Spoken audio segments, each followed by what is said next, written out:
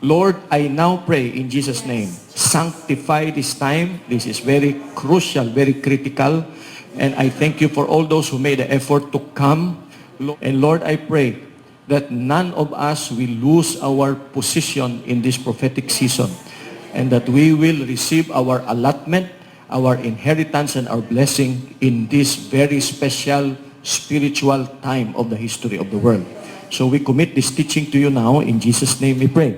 Amen. Amen. We are talking about the transition generation. There is a critical issue of your positioning in this prophetic season. This teaching from a combination of Chuck Pierce, John Paul Jackson, and my own research. And it has blessed me powerfully, has affected my decision-making. And this will also prove why there is an urgent need for a house of prayer. And we need to understand why we need the school of the prophetic. Okay. Before that, let us consider some updates for those of you who were not here last time. But right now, these are some of the updates. Ang US government up to now continues to be in shutdown form.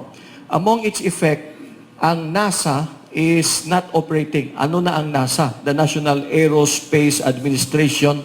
Amo na ang nagamonitor sang meteors kag stars. We have a very big comet coming on November 28, 2013.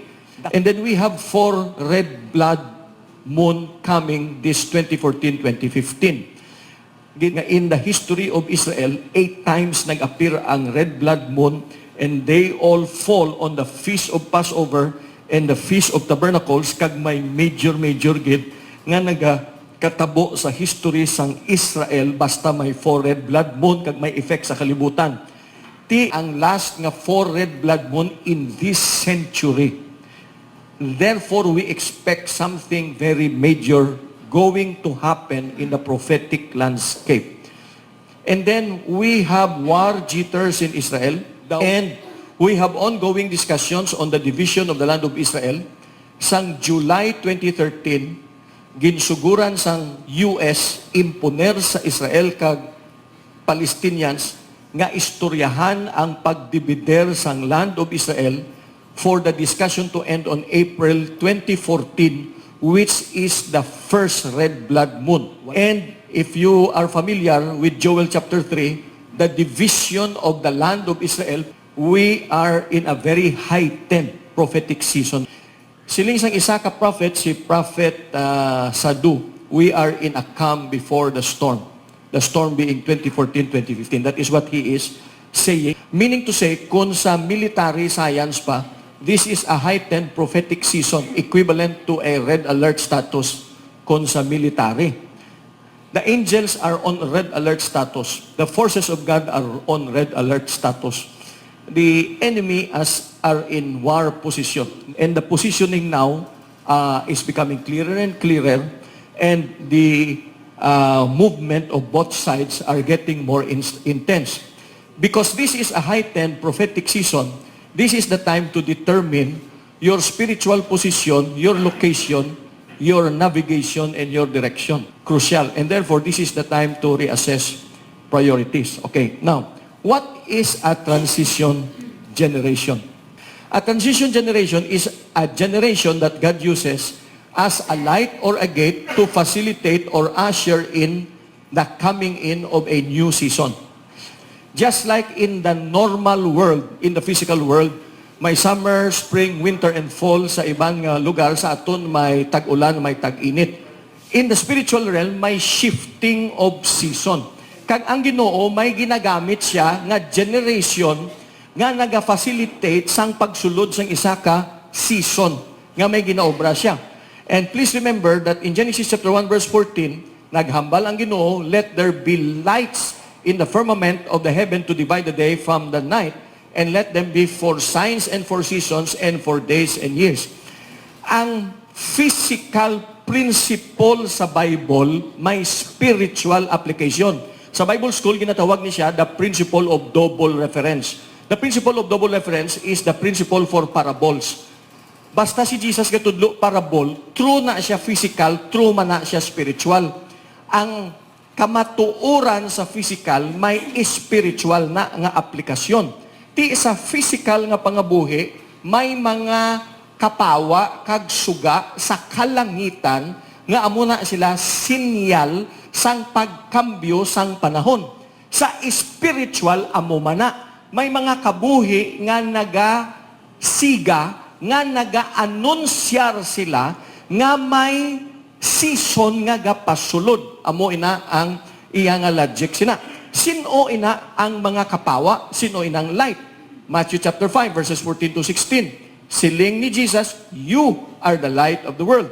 A city that is set on a hill cannot be hidden."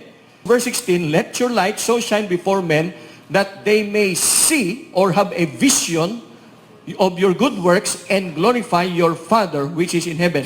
That is that transition of their season to glory, kay ikaw gingamit nga light to announce the coming of a new spiritual season sa ila kabuhi kung ginaglorify mo ang Ginoo sa imo kabuhi. Okay, now, examples of transition generation is the Joshua generation.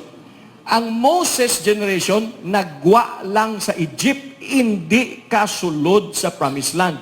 Gin-wipe out gid sang Ginoo ang Moses generation, ginkambyuhan sang Joshua generation to announce a new season nga halin lang sa pagwa sa Egypt, masulod gid into the Promised Land. So the Joshua generation is a transition generation. Halin sa slaves, pakadto sa conqueror. Halin sa pigado nga ulipon, hasta sa possessor sang duta. May transition generation. David generation is another transition generation. Kay Moses, nagwa lang sa Egypt. Si Joshua, nagsulod lang sa Promised Land. Pero si Joshua, hindi ka-take over sang Jerusalem. Wala higit ma-take over ang Jerusalem from the Jebusites, nga nagsilinggit ang Ginoo that the house of the Lord shall be placed in Jerusalem. Third generation, the Davidic generation, captured Jerusalem from the Jebusites, and ang glory sang Israel nagtaas pagid kumparar sa Joshua generation. Ang Joshua generation, ang glory niya mas taas ang sa Moses generation. So may one glory to another glory to another glory. Transition, transition, transition. The 120 in Jerusalem was a transition generation because they received the Holy Spirit and ushered in the church age. They began to speak in tongues, they began to speak in other languages, and the so-called church age was born. Now, there are two crucial prophetic generations. In terms of the Lord Jesus Christ, the generation of the first coming ni Jesus, kag ang generation of the second coming ni Jesus. The first time, He came as a Savior. The second time, He is coming as a conquering King or Lord. Please take note nga sa first coming ni Jesus, there is only one generation that received Him. Therefore, ang second coming, isa man ka generation ang mag-receive sina nga pag-abot ni Jesus. And that generation is a very, very special generation. Kay super transition generation gina siya. Damo transition generation sa Bible, pero wala sang transition generation nga mag-receive sa coming ni Jesus except the generation that will receive the physical coming of the Lord Jesus Christ by way of the second coming. Only one transition generation. Some are able to receive their blessing. Some were sadly reckless and they lost their blessing. Amo ning istoryahan tagid subong nga wala gid sa sini nga gabi may magpuli nga mawasiya gid ang iya calling kag mawasiya gid ang gifting niya sa sini nga transition generation kay kaluluoy gid kita kon nagatanga kita sa sini nga transition generation.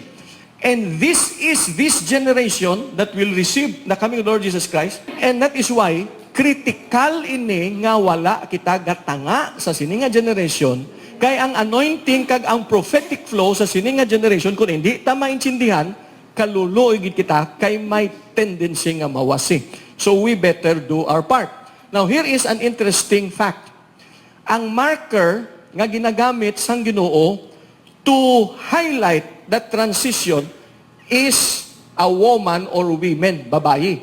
Women have been very key factors for the transition of one season to the next, whether for curse or for blessing. And women have been ordained by God to mark the transition. For example, there are 3 women of spiritual and prophetic history nga major gid.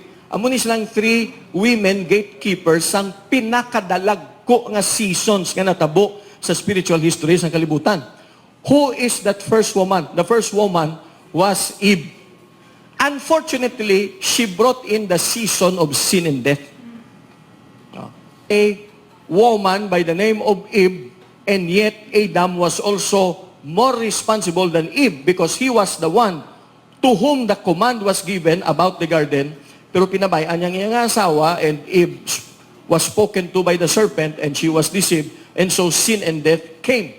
So gatekeeper si Eve sa spiritual gate, kag pinasulod niya ang season of sin and death. Anong characteristics ni Eve? First, she lived by sight.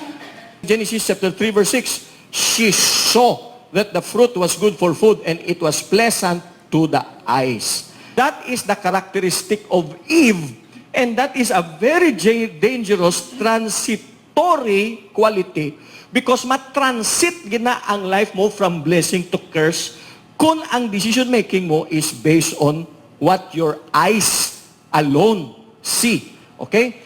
Number 2, she was controlled by desire. Desire. And the tree was desired. Ginhandom niya. Wala siya yan nagdesisyon suno sa will sang Diyos, kundi sa gusto niya. And then she relied on earthly wisdom because she thought that eating the fruit would make one wise. Wala siya nagdumdum sang Proverbs chapter 3, verse 5 and 6, trust in the Lord with all your heart and lead not unto thine own understanding, but in all your ways acknowledge Him, and He will direct your path. Now, from this sad event, a prophecy was made that predicted the first coming of the Lord Jesus Christ. Again, woman naman ang gingamit sang Diyos. Genesis 3:15, I will put enmity between thee and the woman, and between thy seed and her seed. It shall bruise thy head, and thou shalt bruise his heel. Okay, the serpent will bruise the heel of the seed of the woman, and the seed of the woman will crush the head of the serpent. Now, this is very, very important, kid. Very important. Receive this in the spirit, not in the mind. Okay? Remember, ang babayi ga carry sang kabuhi. Kontragid sang yawa, anything nga naga-carry sang kabuhi. Kontrayagid ang anything nga pwede madeposituhan sang Diyos ang kabuhi. Hindi lang ni physical nga istorya, spiritual ni. Kung naga-develop ka sang karakter nga pwede ka deposituhan sang Diyos kabuhi, kung taon kagid sang yawa. Because there will always be enmity between the serpent and the woman. And there will always be enmity between the seed of the serpent and the seed of the woman, and the seed of the woman will be victorious. Now, okay. In this prophetic thread, women were placed as markers. And what is this coming, and who is the woman? Okay. Si Jesus was the seed of the woman. May new season of grace nga natabo when Jesus Christ the Savior, conceived of the Holy Ghost and born of a woman, was brought forth into the world. It came through a woman. Okay?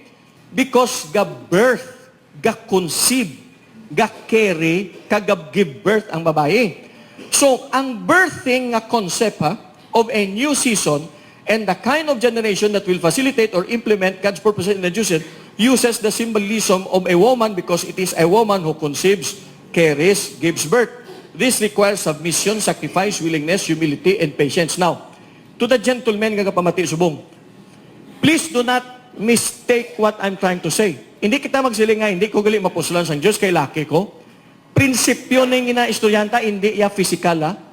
Ang lalaki dapat may kalidad or quality sang isa ka babae nga pwede siya tamnan sang Holy Spirit. sang bisan ano nga bagay, kag kung kungon niya, hindi niya pag-ilaglag.